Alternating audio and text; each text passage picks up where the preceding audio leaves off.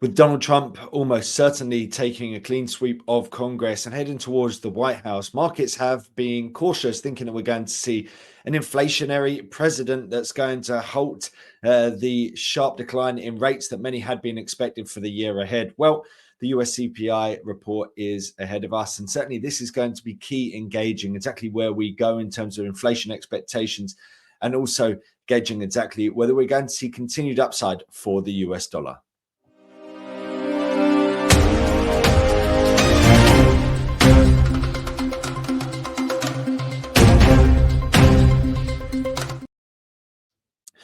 Let's break down all the key things you need to know for this inflation report. First and foremost, these are the expectations according to Trading Economics, 3.3 expected to remain on the core figure, but crucially, that headline number expected to rise up to 2.6%. And this is really key, right? So what's likely to hit the headlines is that we're already seeing inflation moving towards the upside. Of course, we know that that's nothing to do with Trump. But if you think that you're going to move into a period of higher inflation or higher inflationary pressures, and we're seeing inflation rise in the lead up to that, then that's the kind of thing that could bring some caution within markets that could give us upside in terms of the US dollar. But it's not necessarily as simple as that. This is the breakdown in terms of where the lay of the land is at the moment in terms of the three sort of key numbers to be looking out for: CPI, core CPI, and core PCE. Essentially, CPI at 2.44, the lowest of the lot. Core PCE 2.65. Those are the two sort of key ones. Core CPI, though, moving towards the upside. And certainly that's one worth noting because we want to see a continued downward trajectory, but we have seen a bit of an uptick in terms of inflation. And one of the key parts of that has been the services sector. Headline inflation, as we can see here, moving towards the downside in a steady manner throughout much of this year, maybe not so much the first few months, the first quarter. But nonetheless, a downward trajectory for headline inflation. And where are we going from here? Well, a few things to pick out from this. First and foremost, the figure that's going to be stripped out and replaced is the October 2023 figure, which is 0.079. That's a very low number. As you can see on this chart, it's surrounded by much higher figures on the middle section on the left, the O, essentially. It's surrounded by higher figures. So this, from a base effect standpoint, is going to be the 1 month that's likely to see inflation rise. What we can see here is that the target rate is around about 1.6 recurring, right? And so the last metric was 0.18, right? So what we need to see, is 0.16 recurring. I'm not sure if I said that or not, but essentially the target rate is pretty much where we've been over the last 3 months, right? And then prior to that, we had two very low figures. So the last 5 months have been at or below target for each of the month-on-month figures. This time around, even if we see something in line with that, you could see that why we might see a rise in terms of the year-on-year figure, because we're seeing that low October 2023 figure stripped out. And from there on in, the inflation rate that we've seen on a monthly basis just continues to rise, that's being stripped out. So that is beneficial for driving down inflation as we move forward. In particular, once we're in the sort of beginning of next year, as you can see, that February figure is where it peaks. And so I've added the 5-month annualized line at the bottom here. And so you can see if we just take what we've done over the past 5 months and we look at that as an annual rate, we'll be at 1.14. So inflation is not a problem in terms of headline CPI, according to everything we've seen over the past 5 months. That does still mean that we need time for these big numbers to be stripped out. But of course, also the Federal Reserve doesn't want to get down to 1.14, right? So from a headline perspective, the Federal Reserve is in a position to cut rates at a more dramatic manner. Of course, there still is the question mark about what Donald Trump might bring to the table and whether we see inflation resurfacing. But certainly this month, there's a good chance we do see an uptick in terms of inflation, but that's only base effects because that 0.079 figure that's being stripped out. In terms of energy, this is a notable one because we have seen some weakness post election, and we're seeing it once again today. So it's around about sort of $69 for WTI. What we can see here is that generally around your $68, $69 mark, when we see that, typically we'll see a monthly inflation gauge of around about 0.1. In terms of what markets are expecting this time around, of course, there's a lot more that goes into it than just energy. But you can see here, markets are expecting 0.2. So there is a possibility that we see a 0.1 figure that would come in lower, and therefore the year-on-year figure might come in at maybe 2.5 instead of 2.6. As a possibility, but you can see this correlation between the price of crude and then also those month-to-month inflation metrics. So whether we see it sort of moving lower off the back of that remains to be seen. Certainly markets expecting 0.2 though. In terms of core inflation, I've got your CPI and the PCE, CPI in blue, PCE in orange. And so let's look at this from a perspective of CPI. It's worth noting that generally the Federal Reserve will care more about the PCE than the CPI. Nonetheless, it will be notable if we're seeing further upside, because we saw that upside move before. If we see further upside, then it's a bit of a warning sign. And you can see in terms of this middle section that generally those month-on-month figures are moving to some extent in tandem, right? I mean, we're seeing sort of when CPI goes higher, so does PCE generally, and vice versa on the downside. So what happens this month will also give us a lead on what might happen in terms of the core PCE metric. But it's worth noting, you look at those CPI figures, right? The last one, 0.312. Prior to that, 0.281. And remember, what we need to see to be able to hit 2% is to be around about 0.16. And we're at 0.3. So that last figure, that September number, was double where we need to be if we're going to get back down to target. So core inflation remains much more of an issue. As you can see on the top, though, 2.65 on the PCE, 3.26 on the CPI. If the Fed only cares about the PCE and the core PCE and the headline CPI, then it's not too bad, because at 2.65, we're not doing awfully. But certainly worth noting that this CPI figure is heavily elevated, and the figures we've seen over the past 2 months don't necessarily fill you with too much confidence.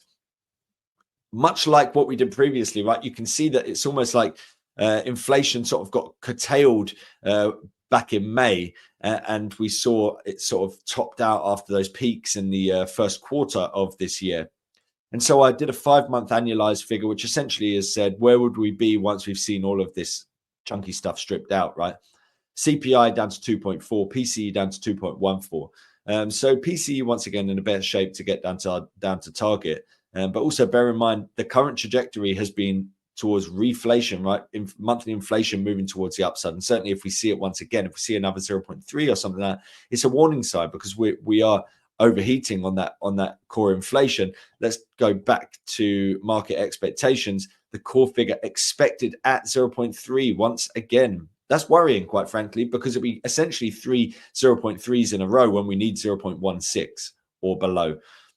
So clearly core inflation overheating, and that's the part that's likely to be worrying for markets, because core PCE or core CPI, essentially core inflation, is generally what the central banks can actually affect a lot more easily than some of the other factors. That being said, if you might say central banks can't affect the likes of prices, the likes of food prices, the likes of oil, well, the government can. So there's a perception that, you know, what the government's going to be doing under Donald Trump could have a tangible impact on some of these key levers. But certainly, if we see a resurgence in terms of inflation on a core perspective, that's likely to restrict the actions of the Federal Reserve.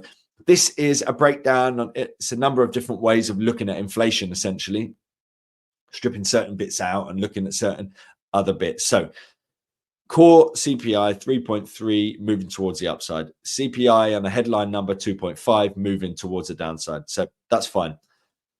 In terms of services, that is the key part that we need to be looking out for. It's a 4.4 when you exclude shelter. Shelter is a massive part of the inflation metric, and that is at least declining. It's down to 4.9. So we want to see continued downside in terms of shelter, but we saw an uptick in terms of services excluding shelter. That's going to be really interesting to watch out for, because essentially this inflation problem is a services inflation problem. It's not necessarily a goods inflation problem, and that is highlighted right here. So I've essentially added two different goods inflation metrics. One is the PCE metric, one is the CPI metric. And as you can see here, both of them around or about that zero mark for some time now. Whereas services, very elevated, right? So we're talking about a inflation problem that's being driven by services. Crucially, the reason I wanted to put this chart together, this gives us the opportunity to be able to look back at what's happened under Donald Trump's presidency previously, which is the big gray zone. And the fear here, and part of why markets are repricing towards higher inflation, is that when he imposes a tariff on goods coming into the country, they'll just raise their prices, right? It'll just cost more for the consumer rather than consumers just moving away from foreign imports and just buying domestic goods, because maybe that's not available. But crucially, you can see here that we didn't necessarily see that. You can see goods inflation, which is essentially what he'd be putting tariffs on, not necessarily soaring. And you can see, in actual fact, many of the tariffs sort of only were implemented around that sort of 2018 mark. We saw a bit of a pop in the middle of 2018, but then inflation pretty much under control. Services inflation very flat. So we saw some volatility on the goods side of things. We saw largely flat services inflation throughout much of his presidency, actually dropping off towards the back end. But certainly the idea that we're going to see a massive surge in terms of inflation is not necessarily borne out by the statistics here, because you would expect goods inflation to surge. And that's not necessarily something that we saw last time around. But we have seen a shift in terms of the narrative. It's away from a December rate cut and towards a December pause. Markets now pricing somewhere around 30 to 35% chance that we see a pause from the Federal Reserve. And a month ago, that was something like 15%, right? So markets still think that we're likely to see a rate cut of 25 basis points. It wasn't that long ago that we were talking about 50, but we're moving gradually towards a pause. And that's just one meeting. So we look further out and we look over the course of the next year. This is into October 2025. So what's pretty much happening over the entirety of the next year from a Federal Reserve standpoint and priced by the CME according to their expectations? Well, we can see the extremes are dropping out. So a month ago, 300 to 325 was a distinct possibility. 325 to 350 was the base case scenario. That has shifted. That's gone 50 basis points towards the right, from 325 to 350 up to 375 to 400. So markets now post-election expecting 2 less rate cuts over the course of the next year. And so that, a lot of it is really fed in by inflation expectations. And that's why this this report is going to be so key, because we need to see shifts in inflation expectations. And the inflation report will be key within that. Let me just show you something here. So this is something that's really interesting, right? So those inflation expectations, this is the two-year swap, inflation expectations for the Eurozone, which is the orangey yellow line, and the US, which is the blue line. And what we've seen recently is a resurgence in the blue line, but not in terms of the orange line. Now, if I chart the differential between the two, it's shown on the bottom. That's the orange. So the gap between the two is in orange. So we're essentially declining. I've inverted it essentially, but essentially the widening of that gap gives you the perspective that we're going to see downside in terms of euro dollar. And that's exactly what has been happening, right? So the higher inflation expectations are in the US relative to the Eurozone, the higher the the higher the US dollar will go against the euro.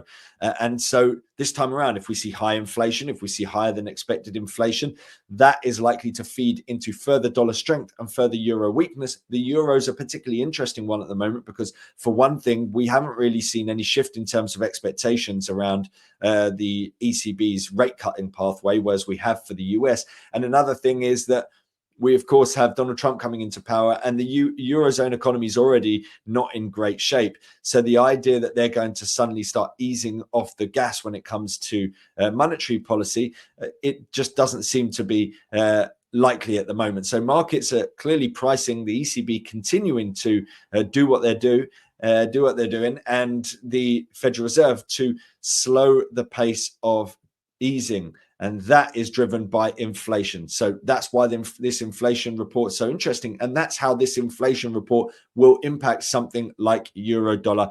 This is, I think, the final chart that I wanted to show you before we get onto price itself.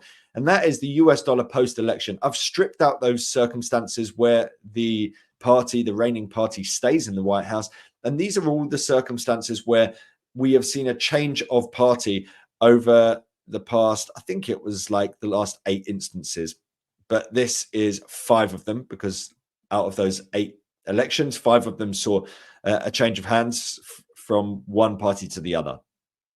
And what's very clear here is that apart from one circumstance, we have seen the US dollar rising in the weeks that follow the election. That doesn't always hold. As we can see in the mid part of it, there's 2 circumstances, I think 2000 and 2008, where it actually then started to roll over sort of roughly 2 weeks after the election. And so what are we seeing here? We're seeing the current line, which the red line, the current trajectory of the dollar index is moving towards the upside. So in line with many of these other circumstances.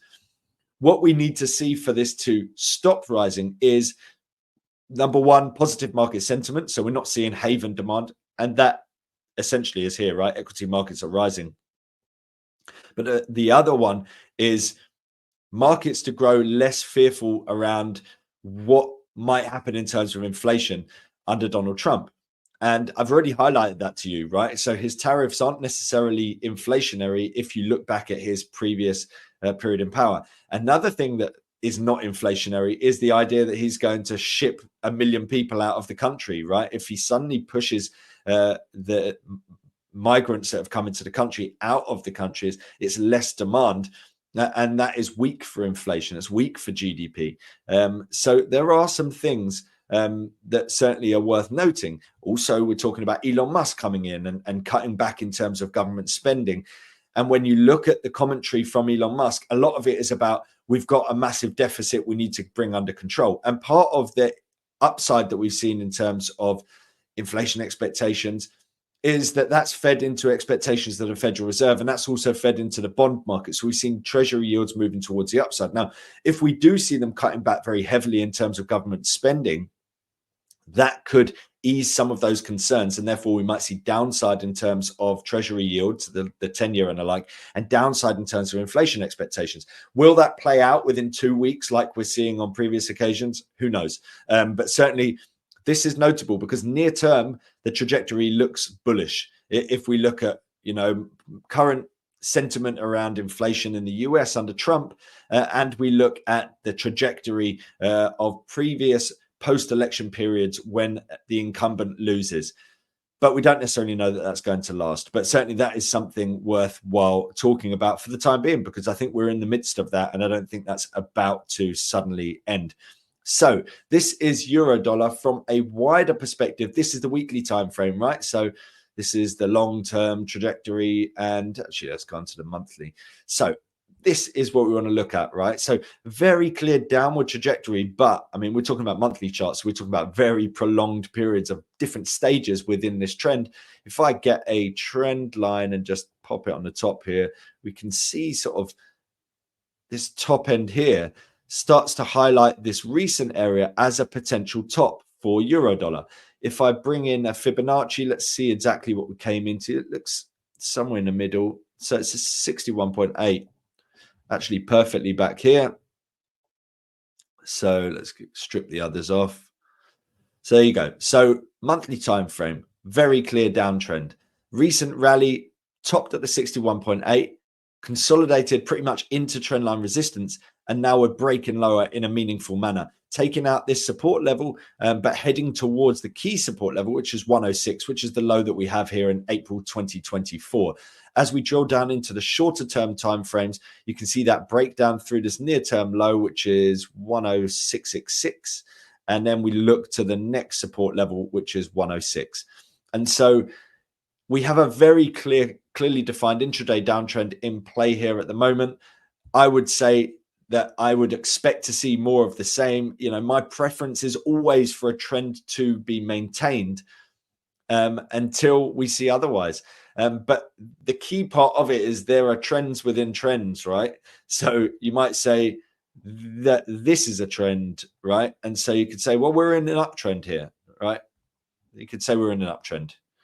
But then you could say, well, the trend on a monthly time frame is bearish, and the trend on an hourly time frame is bearish. So the key of it, all of this, is trying to ascertain, you know, what's trends to follow and what trends to ignore.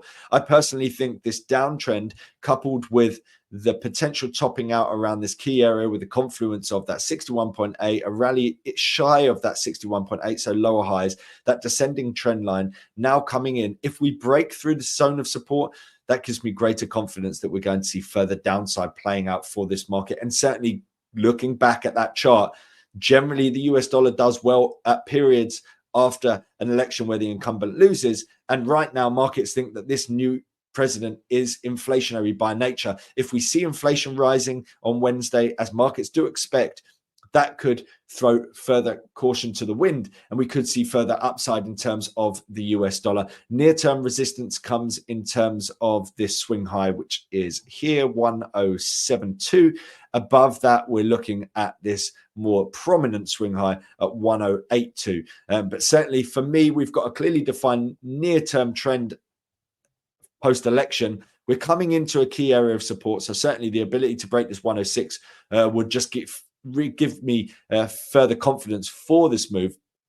Bearing in mind that markets do often retrace, we don't have markets move in a straight line. But for the time being, I follow the intraday trend, and that intraday trend points towards the downside. And certainly if we see further strength in terms of the US inflation metric, that to me would point towards the possibility of further downside to come here for euro dollar. I hope that's been useful. We break down all of these different key market events and tell you exactly why you should take note of different parts of it and why it might be particularly interesting from a trading standpoint.